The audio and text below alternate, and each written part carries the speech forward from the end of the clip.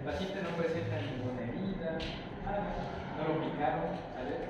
Solo le quitaron sus cosas y lo espantaron. ¿Ok? ¿Qué le pasaría al gasto cardíaco de ese paciente? ¿Por qué aumentaría? Porque aumentó su presión. ¿Pero por qué aumenta la presión? La presión aumenta porque aumentó el gasto, más veces.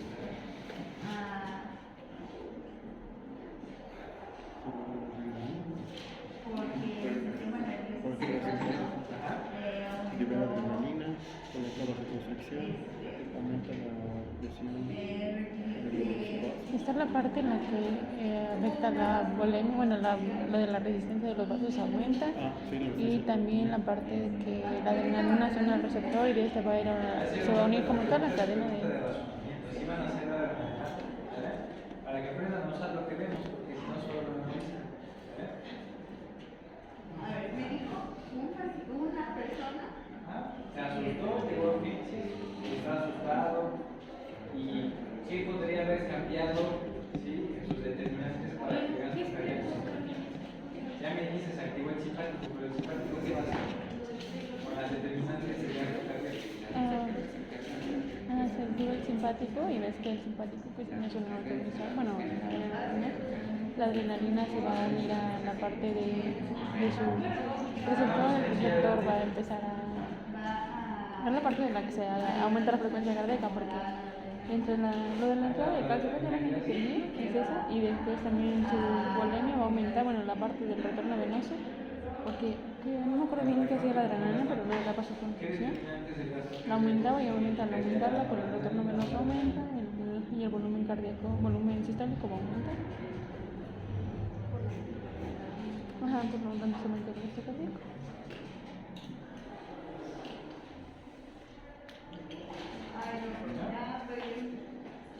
Bueno, eso es para que puedan ir analizando las cosas. No quiero que memoricen, de nada sirve que lo memoricen, se les va a olvidar. ¿Sale? Bueno, vamos a ver cómo le va a Itzia, ¿verdad? Y bien, vamos a cambiar de caso. Es el mismo paciente, pero suponte que ahora sí lo pican, ¿sale? Y le produjeron una hemorragia intraabdominal abundante, ¿sale? Tiene una gran hemorragia intraabdominal. ¿Qué le pasaría a su gasto cardíaco? Supongo que el retorno venoso disminuiría porque está saliendo sangre, entonces no llega completamente al corazón. De ahí aumentaría su frecuencia cardíaca porque pues está como que asustado. Igual creo que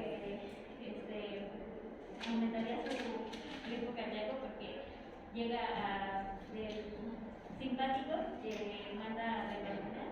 Ok, esa parte está bien, ya me habías dicho con la frecuencia, pero el hecho de que disminuya la cantidad de sangre y disminuya lo que me decías del retorno venoso, ¿qué va a producir después?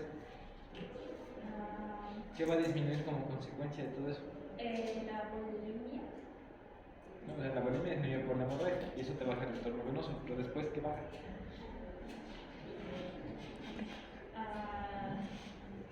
Si tú estudias del retorno venoso al gasto cardíaco, hay muchas cosas en medio. ¿Cuáles son?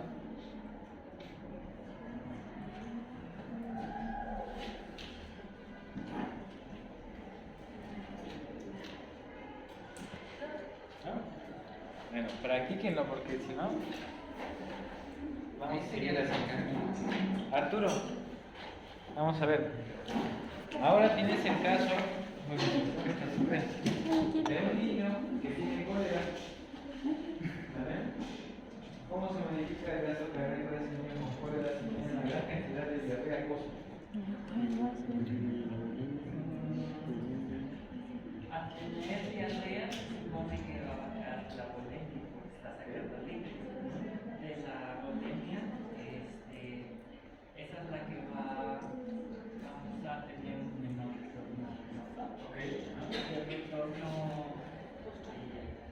El retorno venoso, por lo tanto, afectaría la precarga. Y afecta a la precarga, y de la precarga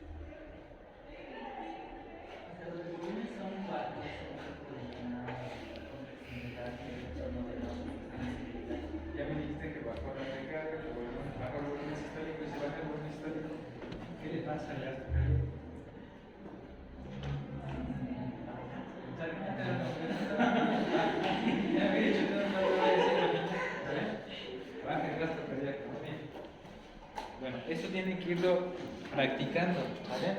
Y viendo qué se modifica. ¿Dónde está Ingrid Mitzi? Vamos a ver, Ingrid. Dime, ¿cuál es la principal determinante del retorno venoso y cuáles son otras dos de sus determinantes?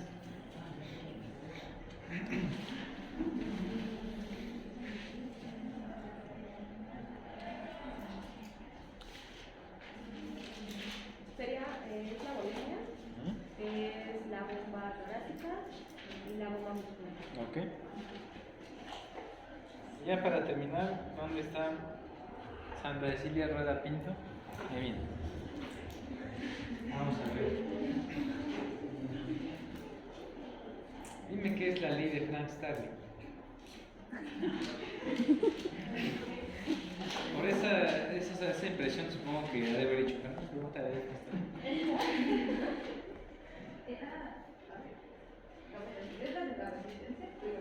Ah, no sé, en este momento yo no sé nada. Yo soy el que pregunta y ustedes me tienen que ilustrar.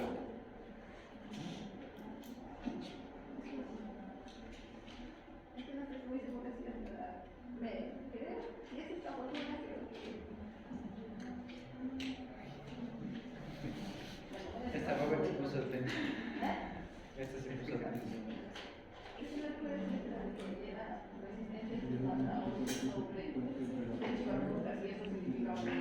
No, te estás confundiendo con la de Joaquín Lagui.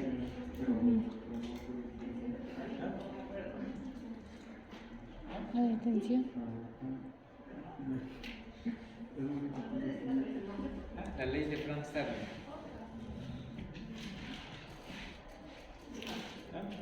Es la que dice que si el corazón se llena más, pues se va a contraer más.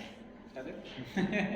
Lo habíamos visto ayer, ¿no? Cuando vimos que la longitud de la sarcómera inicialmente es pequeña, si se llena más de sangre el corazón, se elonga la sarcómera y se contrae más fuerte. ¿Sale? Entonces, a mayor llenado del corazón, hay más fuerza contractil. Eso dice la ley de Frank Starling. ¿Sale? No es ninguna ecuación.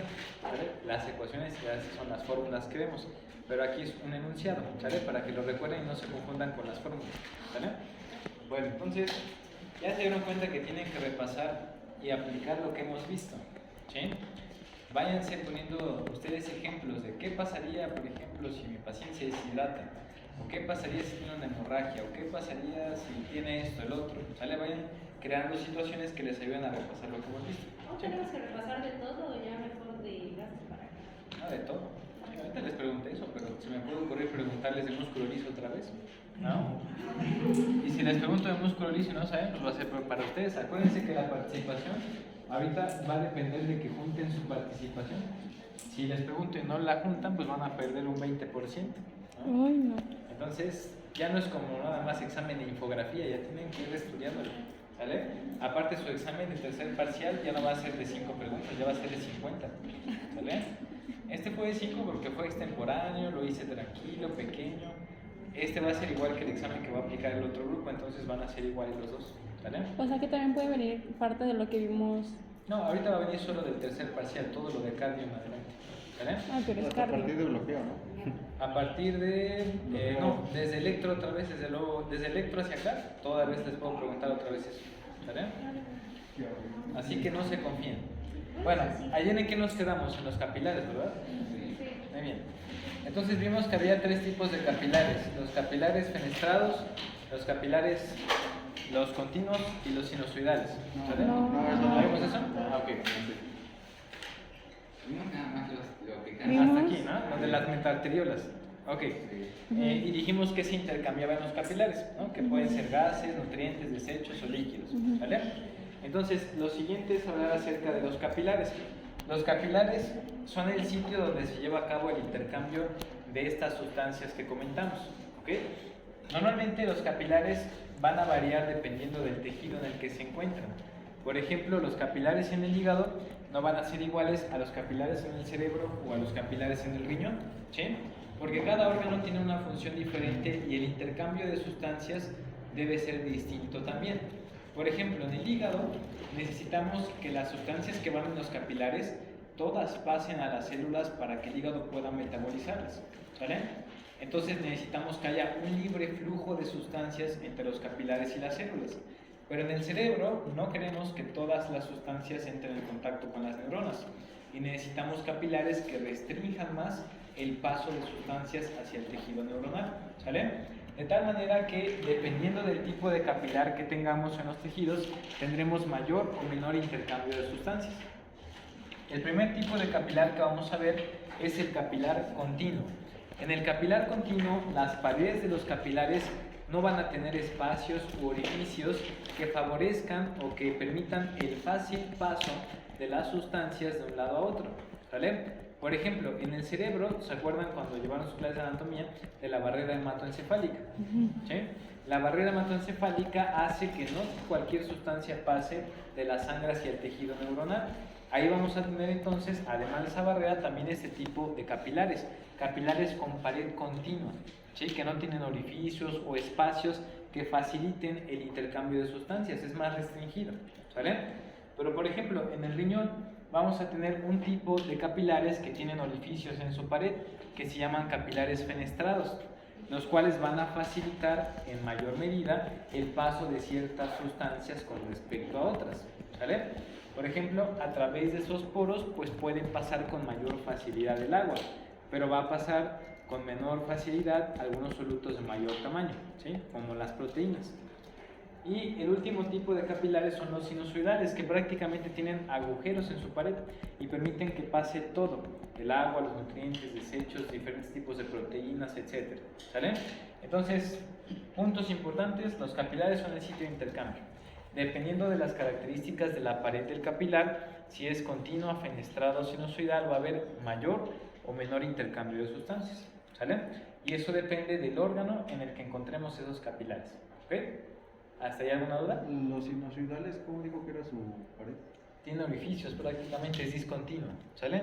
Miren, en un dibujo quedaría así, este sería un capilar continuo, ¿sale? Su pared no tiene espacio. Este sería un capilar fenestrado, tendríamos en ciertas porciones espacios como los que estamos viendo acá, ¿sale? Así, ahí está el capilar fenestrado y el sinusoidal sería así. Tenemos un espacio enorme en la pared, ¿sale? Entonces, a través de ese espacio, pues puede pasar todo, ¿sale? A través de estos espacios pequeños, que son las fenestras u orificios, pueden pasar ciertos elementos que son pequeños, pero los grandes no van a pasar, ¿sale? Por ejemplo, si les pongo acá una proteína de este tamaño, ¿va a poder pasar por ese poro? No, pero si esa misma proteína se las pongo acá, por ahí sí puede salir, ¿vale? Y acá, ¿qué va a salir? Muy poco, ¿sí? Va a estar muy regulado el tránsito de sustancias a través de los capilares con pared continua, ¿sale? Ahí se depende más de ciertos mecanismos de transporte como el transporte por difusión facilitada, la transitosis, otros tipos de transporte que son más específicos, ¿sale? Entonces, ¿sí queda clara la diferencia entre los capilares? ¿Sí? Ok. Ahora bien, después de los capilares vamos a hablar acerca de las venas y las vénulas. Las vénulas son la siguiente porción después de los capilares que van a dar origen a las venas. En pocas palabras, las vénulas son como venas pequeñas, ¿sale? Las venas van a ser los vasos encargados de llevar otra vez la sangre de vuelta hacia el corazón.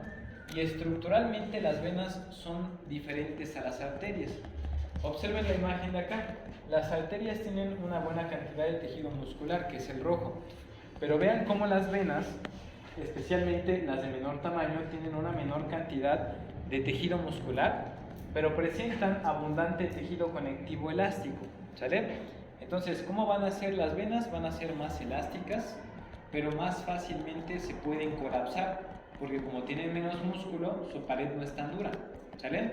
En cambio, las arterias, ¿cómo van a ser? Más duras en su pared porque tienen más músculo, y las que son de distribución o musculares, pues son menos elásticas, ¿sale?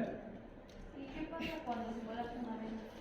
Las venas normalmente no tienden a colapsarse en un sujeto sano, pero sí en un cadáver, ¿sale?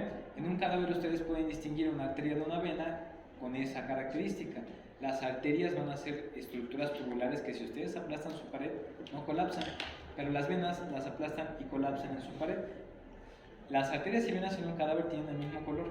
La única forma de distinguirlas es viendo cuál colapsa y cuál no, ¿sale? Pero en un sujeto vivo, que va a haber dentro de ambos vasos? Sangre, y la sangre le va a dar turgencia al vaso y no va a permitir que se colapse, ¿sale? Aunque tenga pérdida o algo así. En ese caso ya sería algo patológico, ¿no? Si hubiera, por ejemplo, una pérdida por hemorragia, las venas tendrían menos sangre en su interior y tenderían al colapso parcial, pero es raro que una vena colapse totalmente, ¿sale? Cuando sí puede colapsar, también en condiciones patológicas, pero, por ejemplo, cuando hay un tumor que comprime a la vena, ¿sí? Si tuviéramos una arteria y una vena y un tumor creciendo cerca de las dos, ¿cuál se comprimiría primero? La vena. La vena, ¿sale? Entonces, esa es una característica que depende de la estructura de su pared, ¿ok? Pero al mismo tiempo, fíjense que el hecho de que las venas tengan más tejido elástico les da una ventaja. Si tienen más tejido elástico, ¿qué pueden hacer en mayor medida en comparación con las arterias? Se pueden distender más, ¿sale? Y pueden almacenar una mayor cantidad de sangre en su interior en comparación con las arterias, ¿ok? ¿Hasta ahí vamos bien? Muy bien. Ahora, otro punto importante en la estructura de las venas, ¿sí? Entonces, una vena va a tener tejido conectivo elástico más que una arteria. Exactamente. Y poco músculo liso en la vena. Ajá, y más músculo liso de la arteria, exactamente, ¿sale? Ahora, otra característica importante de las venas es que las venas tienen válvulas en su interior, ¿sí? Las venas normalmente van a llevar la sangre de vuelta al corazón, ¿sale? Ahora, fíjense en lo siguiente. Dependiendo de la región corporal, va a haber regiones donde sea más fácil llevar la sangre al corazón que otras. Por ejemplo, ¿dónde será más fácil llevar la sangre al corazón? ¿De la cabeza al corazón o de los pies hacia el corazón? De la cabeza al corazón. De la cabeza al corazón, porque la gravedad está ayudando a que la sangre se dirija fácilmente al corazón. Pero cuando la sangre viene de las venas de las extremidades al corazón, viaja en contra de la gravedad. Entonces necesitamos de válvulas en ese tipo de venas, ¿sí? Las válvulas hacen lo siguiente: tenemos aquí una vena y son como pequeñas compuertas, ¿sale? Que van evitando que la sangre regrese hacia abajo una vez que fue ascendiendo, ¿sale? Si se acuerdan, hablamos acerca de la bomba muscular y la bomba torácica. Les voy a poner unas imágenes para que puedan entender mejor cómo funciona esto, ¿sale? Fíjense aquí, tenemos una extremidad inferior. En esa extremidad inferior estamos representando a los vasos venosos que se encuentran en relación con los músculos. Observen que cuando el músculo se contrae, aumenta la presión dentro de la vena y eso hace que la sangre ascienda, ¿sale? Pero, ¿qué pasaría si no tuviéramos válvulas? En cuanto se quita la contracción del músculo, ¿qué le pasaría a la sangre? Regresaría, ¿sale? Pero como tiene válvulas, las válvulas van a ser de un sentido solamente, ¿sale? Cuando la vena se comprime por la contracción muscular, la sangre avanza en este sentido. Entonces las válvulas solamente se pueden abrir en ese sentido. Y se van a abrir igual que las válvulas del corazón por una diferencia de presión. ¿Quién genera esa presión? La contracción muscular. Pues cuando hay contracción, aumenta la presión, la sangre se mueve en ese sentido y las válvulas se abren. Cuando cede la contracción, disminuye la presión. ¿Y qué le va a pasar a la columna de sangre que está acá? Va a querer regresar, pero al querer regresar, ¿qué le va a hacer a las válvulas? Las va a cerrar y entonces de esa manera se evita el reflujo de sangre venosa en las venas y se mantiene su ascenso poco a poco en dirección hacia el corazón, ¿sale? Entonces es muy importante que recuerden esa característica de las venas, que tienen válvulas, pero no todas las venas, solo aquellas que mueven la sangre contra la gravedad. Por ejemplo, ¿las venas yugulares necesitarán válvulas? No, porque la sangre va a favor de la gravedad y entonces no va a haber algo que la esté regresando en contra, ¿no? ¿Sí? Entonces, si un cuerpo lo pones de cabeza, Ahí sería al revés, va a dificultarse el flujo de la sangre hacia el corazón y por eso a las personas se les empieza a poner la cara azulada o roja, ¿sale? Porque la sangre ya no regresa fácilmente al corazón, ¿sí? ¿Y qué se va a facilitar? El vaciado de la sangre de las extremidades inferiores hacia el corazón y las extremidades inferiores se van a ver más pálidas porque se vacían de sangre, ¿sale? Entonces ahí estaríamos invirtiendo la manera en la que fluye la sangre, ¿ok? Muy bien, ¿alguna otra duda? ¿No? Bueno, entonces, conclusión de las venas. Son más elásticas que las arterias, pueden guardar grandes cantidades de sangre porque son más elásticas, dependen de las válvulas y de los músculos, así como de la bomba torácica, para mover la sangre en dirección hacia el corazón, ¿sale? Y normalmente son vasos fácilmente colapsables, ¿ok? Ahora, fíjense, aquí está una imagen de la bomba torácica. Habíamos explicado ya un poco este mecanismo. Cuando el tórax se expande al momento de inspirar, ¿qué le pasa a la presión en su interior? ¿Qué dice? Disminuye. Acuérdense de la relación volumen-presión. A mayor volumen, menor presión, ¿sale? Si se expande el tórax según la inspiración, la presión baja y se genera como un efecto de vacío o de succión.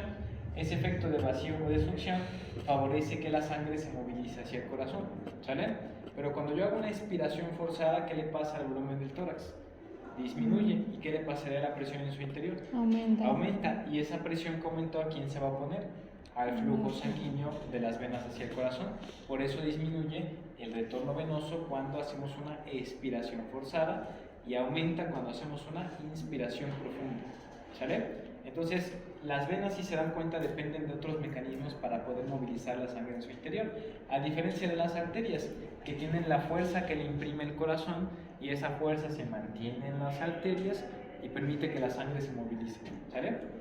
¿Alguna duda con los vasos que comentamos? ¿Ah? Bueno, en resumen, ¿cuántos tipos de arterias tengo? ¿De arterias? Tres. ¿Cuáles serían?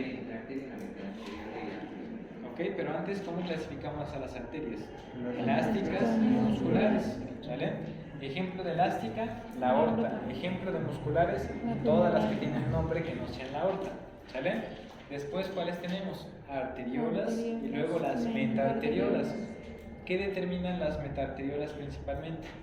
La resistencia. El flujo de sangre a los capilares, pero en general La las resistencias resistencia vasculares vascular. sistémicas, ¿sale? Después, que siguen los capilares. Ahí que tenemos intercambio de sustancias.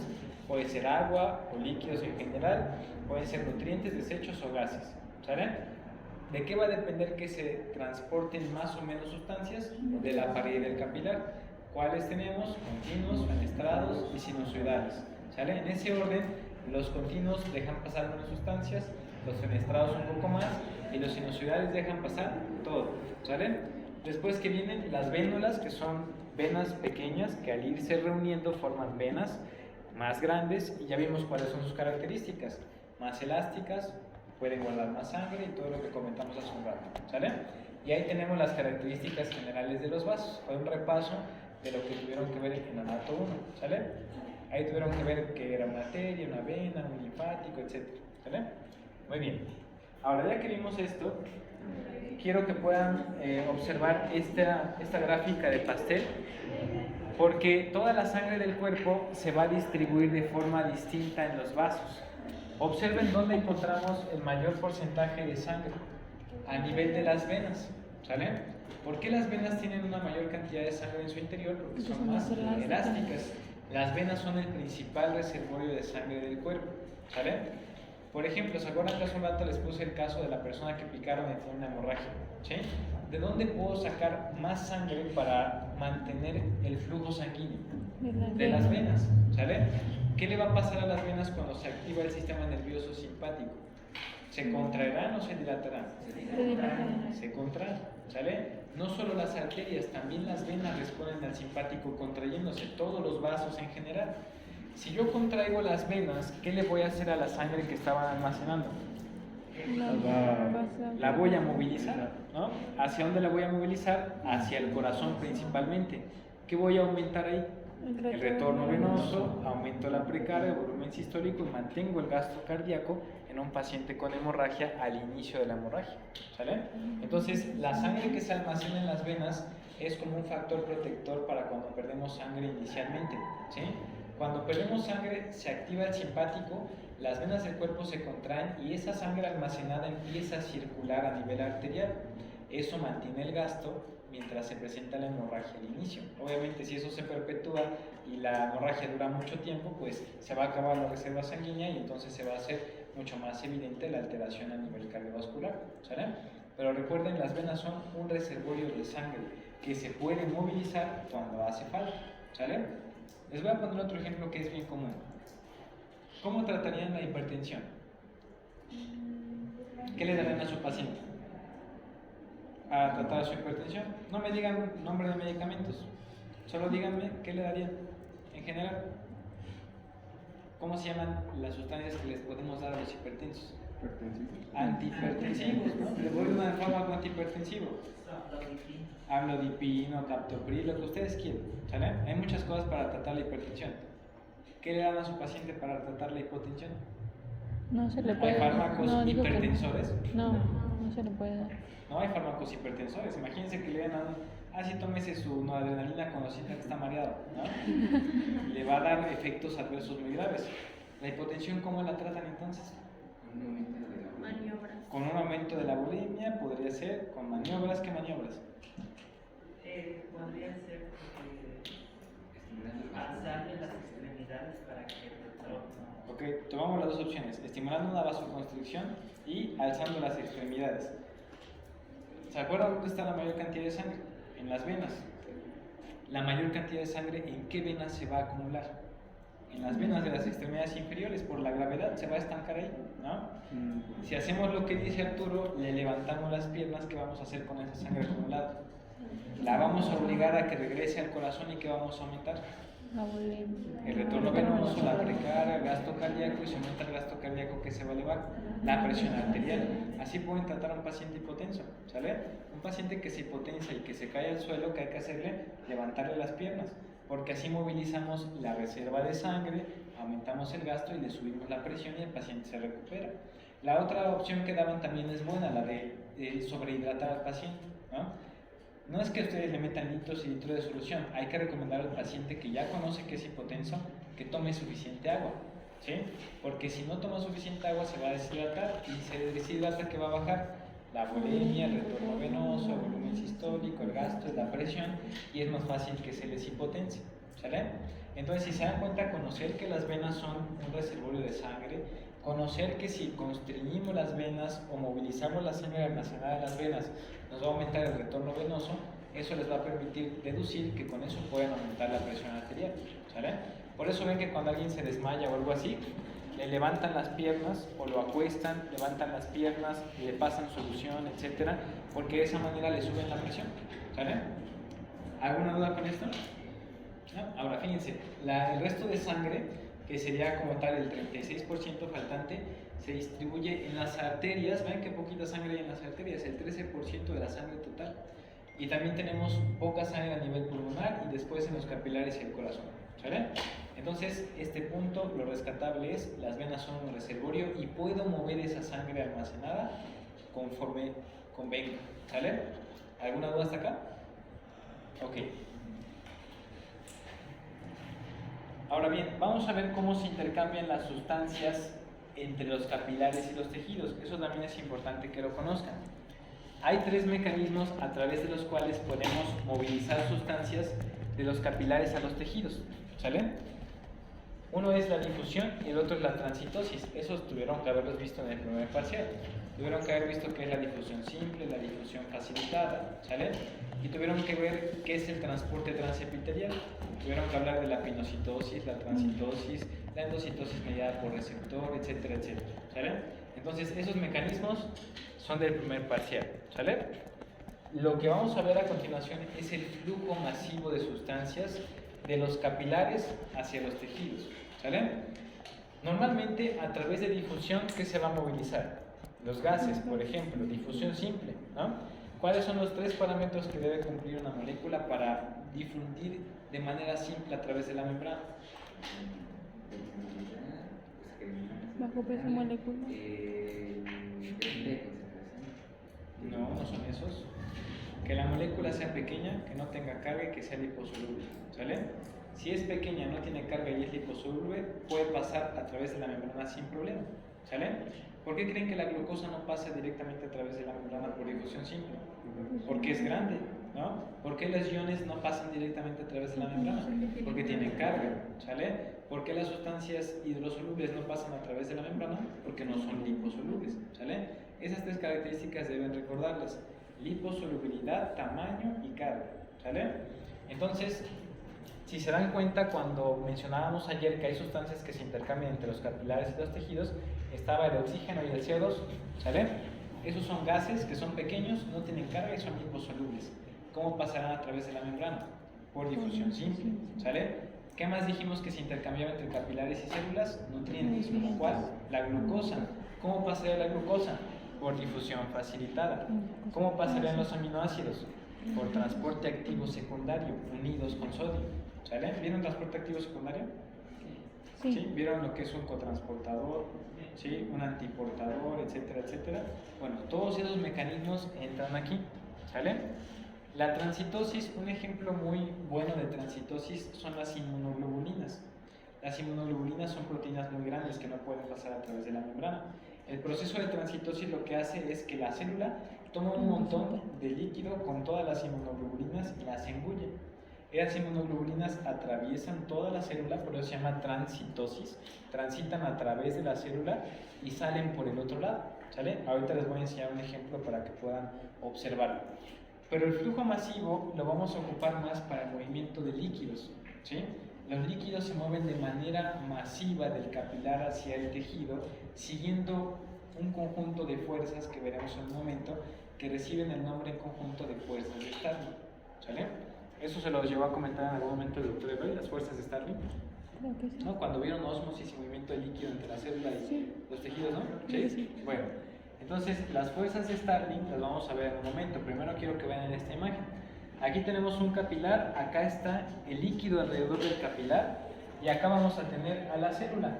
Acuérdense que los compartimentos corporales son el líquido intracelular y el líquido extracelular. Y el líquido extracelular está dividido en el líquido intersticial y el intravascular o plasma, ¿sale? Entonces, cada vez que algo quiere pasar del líquido intravascular al intersticial, debe atravesar las paredes del capilar, ¿sale? Ya dijimos que si es liposoluble, como el oxígeno, el CO2, hormonas liposolubles, etc., pues va a pasar directamente sin problema. Si tiene problema para pasar, como por ejemplo la glucosa, el sodio o alguna otra molécula cargada, grande o que sea hidrosoluble, pues hay transportadores específicos, ¿sí? O hay ciertos espacios a través de la pared por donde van a poder pasar. El agua, vean que también se filtra a través de esos espacios, ¿sale? Pero hay otras estructuras, como por ejemplo proteínas grandes o inmunoglobulinas, que observen que son tomadas por la célula, atraviesan la célula y salen del otro lado. Esa es la transitosis. Normalmente la ocupamos para mover de un lado al otro de la célula moléculas de gran tamaño, ¿sale? Y el flujo masivo hace referencia a que todo el fluido que se encuentra dentro del vaso, en este caso el capilar, se puede mover en conjunto hacia afuera o de afuera hacia adentro del capilar, ¿sale? Ese movimiento masivo de líquidos con todo lo que va disuelto está regulado por un conjunto de fuerzas que se llaman fuerzas de Starling, ¿sale? Y las fuerzas de Starling van a ser 4 principalmente, ¿sale? 2 presiones hidrostáticas y 2 presiones coloidosmóticas o oncóticas, ¿ok? Observen este ejemplo, con la imagen les va a quedar más claro. Aquí tenemos un capilar y el capilar va a intercambiar de manera masiva, disueltas en el líquido, sustancias con el exterior, ¿sale? Para que el líquido se pueda mover del interior hacia el exterior o viceversa, hay que conocer cuáles son las fuerzas que generan ese movimiento, ¿sale? Entonces vamos a tener a la presión hidrostática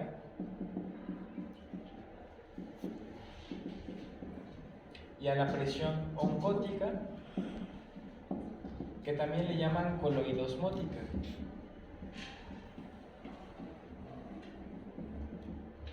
Cada una de estas presiones va a estar determinada por un aspecto en particular.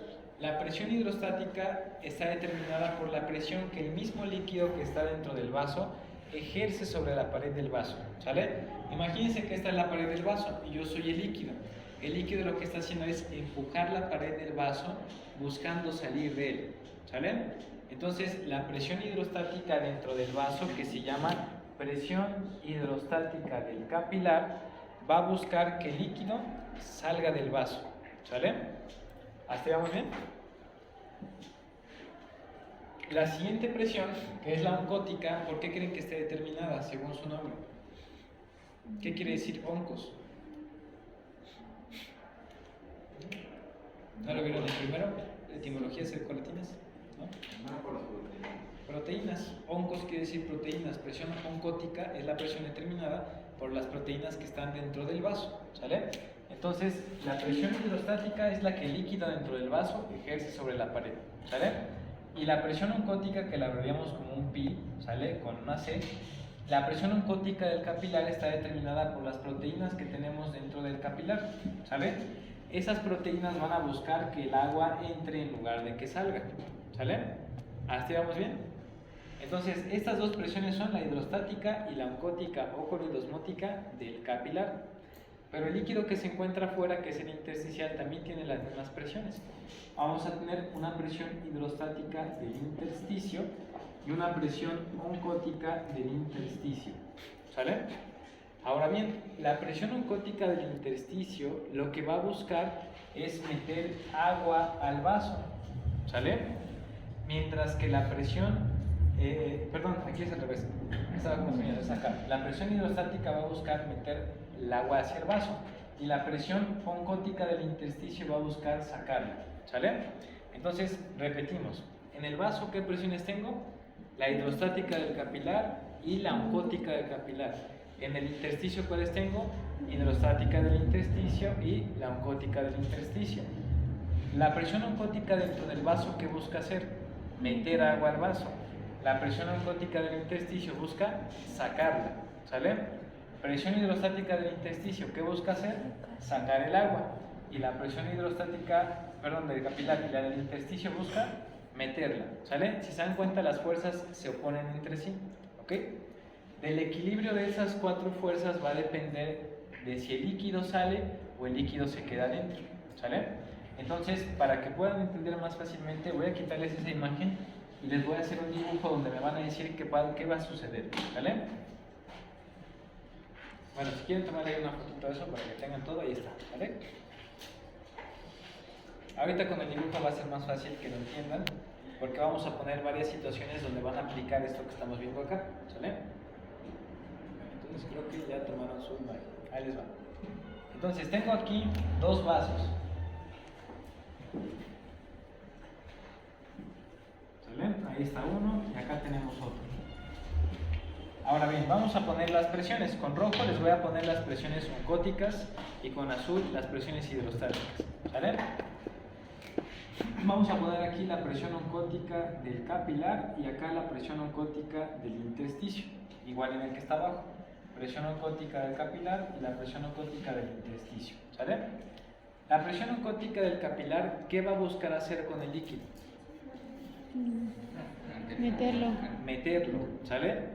Entonces, esta presión del capilar va a buscar meter el líquido, ¿sale? ¿Qué va a buscar hacer la presión hidrostática? Sacarlo. ¿Cómo podemos concluir la función de las presiones oncóticas? Jalan el líquido hacia el lugar donde se encuentra, ¿sale? La presión oncótica del capilar, ¿hacia dónde jala el líquido? Hacia el capilar. Y la presión oncótica del intersticio hacia el intersticio, ¿sale? Entonces van a tratar de llevar el líquido en la dirección donde la estamos escribiendo, ¿ok?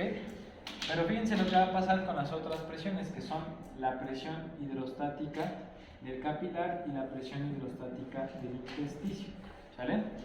La presión hidrostática del capilar, ¿qué va a buscar hacer con el agua? Sacarla, ¿vale?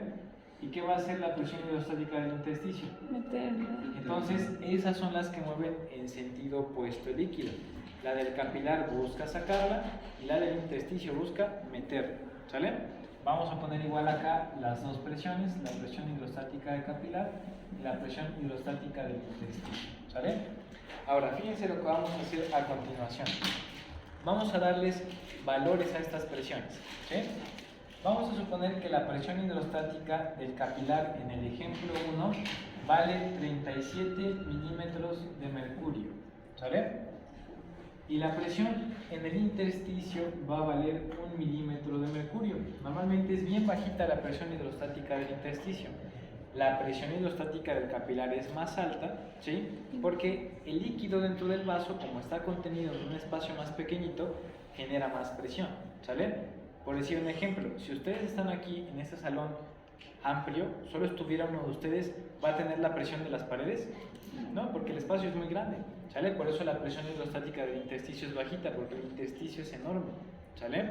Pero si yo los encierro a ustedes en un cuarto de castigo de los que hay en el otro edificio, de los que son las puertitas chiquitas así, ¿cómo se van a sentir? Más oprimidos, más encerrados porque el espacio es pequeño, ¿sale? Es lo mismo que le pasa al líquido dentro del vaso, que es un espacio más pequeño, genera más presión, ¿sale? Por eso la presión hidrostática del intersticio es más baja y la del capilar más alta, ¿ok? Ahora dijimos que la presión oncótica, ¿quién la determinaba? Las proteínas. ¿Dónde creen que haya más proteínas? ¿En el vaso o en el intersticio? En el vaso. De hecho, las proteínas casi no existen en el intersticio porque no deben salir del vaso, deben quedarse ahí.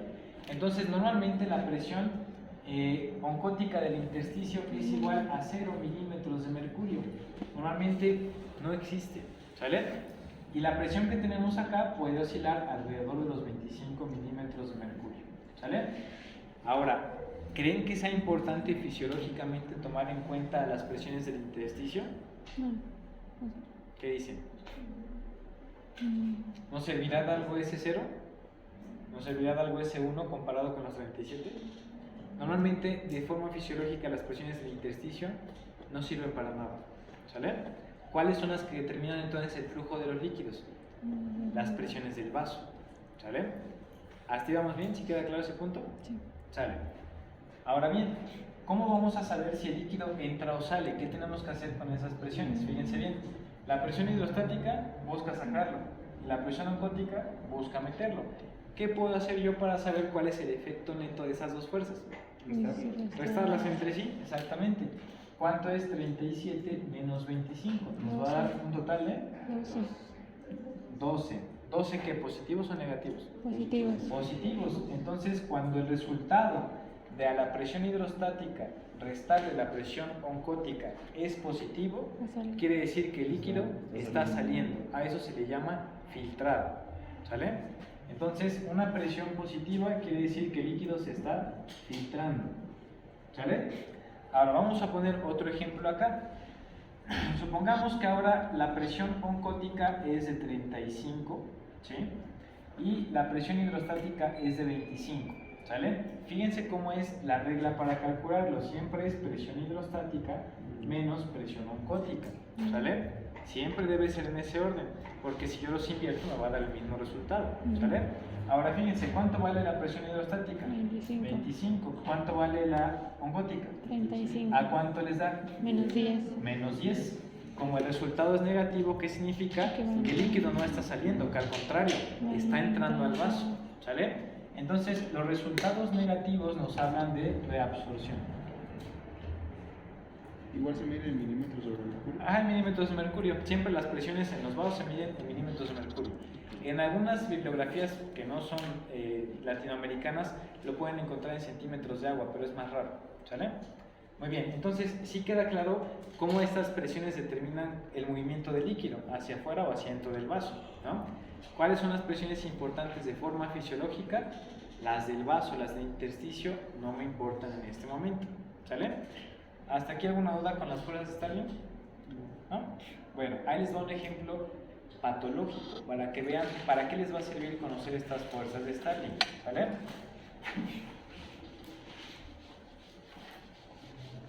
¿Han escuchado de los pacientes con cirrosis hepática? Sí. ¿Sí? Muy bien. Fíjense. En los pacientes con cirrosis hepática vamos a tener aquí un hígado sano, y en el paciente con cirrosis el hígado va a estar más pequeño porque usualmente se fibrosa, ¿sale? ¿Qué vaso venoso importante se dirige al hígado normalmente? La porta. La vena porta, exactamente, ¿sale? Ahora fíjense a dónde vamos a llegar con esto. La vena porta en este hígado más pequeño, ¿cómo estará? ¿Normal o comprimida porque el hígado se retrajo? Comprimida. Comprimida, muy bien. Entonces, ¿qué le va a pasar a su radio? Va a ser menor. Disminuye. ¿Qué le va a pasar a la resistencia? Aumenta. Entonces aquí tenemos un aumento de la resistencia de la vena porta. Acá la resistencia está normal, ¿sale? Está bien. Ahora bien, si se acuerdan de la ecuación de la ley de Darcy que les había dado hace tiempo, donde teníamos aquí el gasto, acá teníamos la diferencia de presión y la resistencia, ¿sale? ¿Qué tengo que hacer para mantener un flujo constante si la resistencia cambió? ¿Qué tengo que modificar? La presión, ¿no? Si quiero mantener el flujo y mi resistencia es más alta, ¿qué tengo que hacerle a la presión para seguir manteniendo el flujo? Aumentar la presión. Eso nos va a llevar a un estado que se llama hipertensión portal. ¿Han escuchado ese término? Entonces, ¿qué es la hipertensión portal? Un exceso de presión, ¿sí?, en el vaso porque hay un aumento de la resistencia debido a que la sangre no puede pasar fácilmente al hígado porque está fibrosado, ¿sale? Si aumenta la presión dentro del vaso, ¿qué presión va a aumentar? ¿La hidrostática o la oncótica?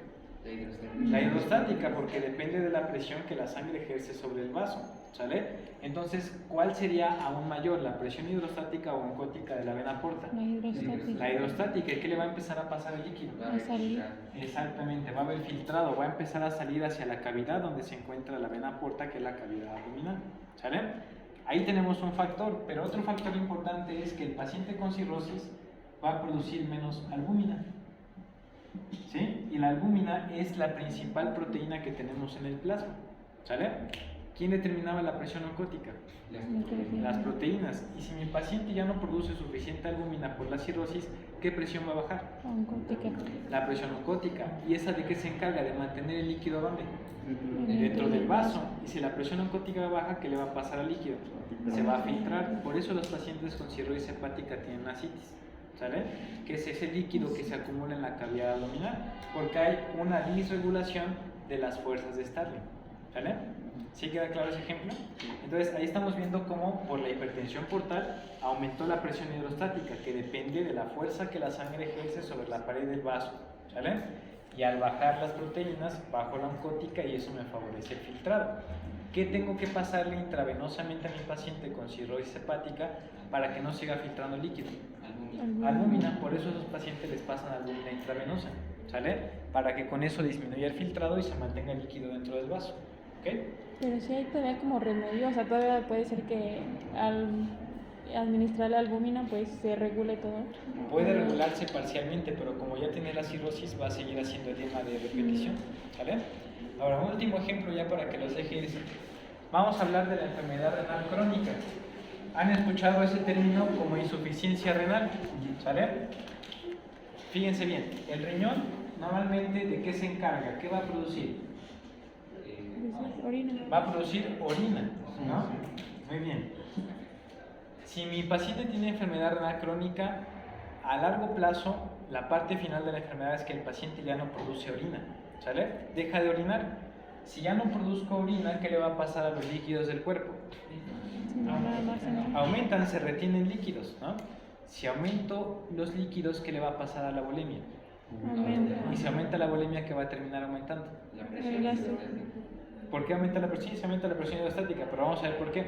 Si aumenta la bulimia, ¿qué aumenta? El retorno venoso, aumenta la precarga, el volumen sistólico, el gasto cardíaco y eso me lleva a un aumento de la presión arterial, ¿sale? Si aumenta la presión arterial de forma generalizada, ¿qué presión de las dos fuerzas de Starling aumentaría dentro del vaso? La hidrostática, y entonces eso que me va a llevar a que se fugue el líquido de forma generalizada, ¿sale? Ese es un punto. El otro, mi paciente que tiene enfermedad renal crónica, normalmente la albúmina no se filtra en la orina, pero como el riñón empieza a fallar, ¿qué va a perder mi paciente en la orina en la etapa inicial o intermedia de la enfermedad? Albúmina. ¿Sí? Y si pierde albúmina, ¿qué presión va a bajar? Oncótica. La oncótica, y eso que va a generar edema, ¿sale? Acuérdense que el exceso de líquido en el intersticio me causa edema, ¿sale? Entonces, vean que en esta enfermedad los pacientes también están bien hinchados, ¿sale? Tienen anasarca. La anasarca es un edema de todo el cuerpo, ¿sale? ¿Y por qué se da la anasarca? En etapas iniciales por la pérdida de albúmina y la disminución de la presión oncótica. En etapas tardías por sobrecarga de volumen que lleva aumento de la presión hidrostática y a salida de líquido, ¿sale? Entonces, para eso nos sirve conocer las fuerzas de Starling, para entender cómo se produce edema bajo ciertas circunstancias, ¿sale? Bueno, ahí lo dejamos hoy. El viernes vamos a hablar de los linfáticos y vamos a hablar de un término que me gustaría que conocieran y que pudieran leer, que es este, linfedema. ¿Sale? Van a buscar qué es el linfedema y su diferencia con el edema, ¿sale? Bueno, y repasen las fuerzas de Starling para que si tienen dudas el viernes pongamos otro ejemplo y las aclaremos, ¿sale? Bueno, que tengan buen tarde, cuídense.